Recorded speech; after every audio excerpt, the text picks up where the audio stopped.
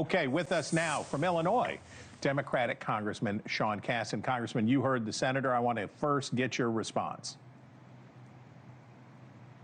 I am really concerned about what the president has opened up, and Senator Rounds is a friend, but I think we need Republicans who are willing to stand up and defend Congress to make sure that we continue to be a co-equal branch and not just rubber stamp everything Trump does. There's a huge sequence problem here. In the last week, we've had the Director of National Intelligence say that there are nuclear powers are fomenting war. That's Tulsi Gabbard. We've had the Acting Director of NSA, Marco Rubio, suggest that the United States had no involvement in the Israeli attack on Iran. I think a lot of us were wondering what Israel's strategy was in attacking Iran, because Israel does not have the weapons to go after the Fordo compound. If, in fact, as Netanyahu said, the purpose was to eliminate their nuclear capacity, how were they going to do that without bringing the United States on board? And when Trump suggested that he disagreed with his Director of National Intelligence, that he disagreed with his National Security Advisor, one does wonder on what basis was that decision being made. And, maybe there were good reasons, but, we knew when Israel attacked Natanz that Iran had enriched uranium. We knew that they did not have the capability to put that uranium on a warhead or a delivery system. And while none of us want Iran to have a nuclear weapon, this was not an imminent threat.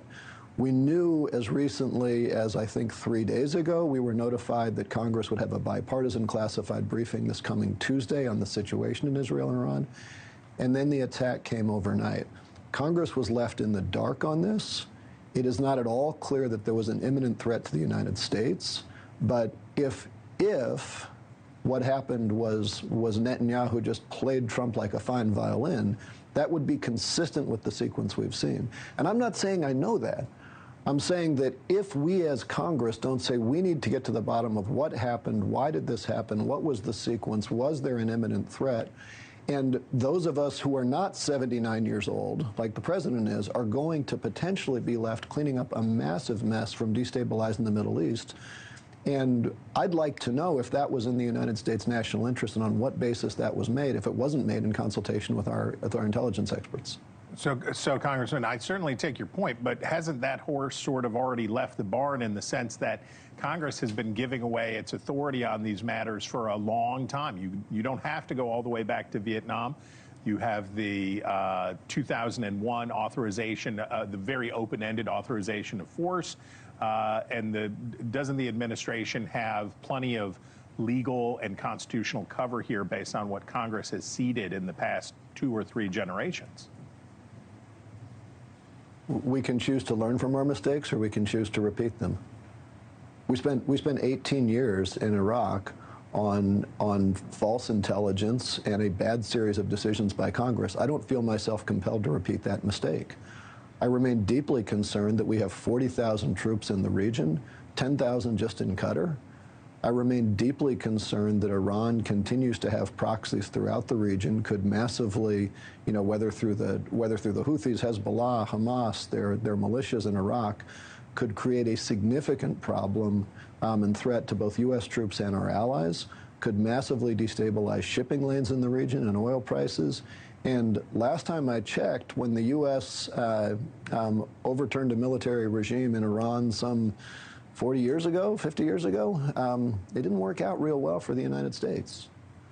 When we essentially turned Iraq into a failed state, it didn't work out real well for the United States. So we heard the Defense Secretary and the Congress Chairman should step up and exercise powers, but why aren't we?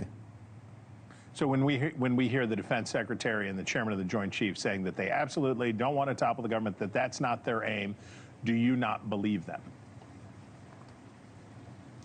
Look, I have real questions. The Secretary of Defense never rose above the level of major. I don't think he ever managed more than 25 people before becoming the Secretary of Defense.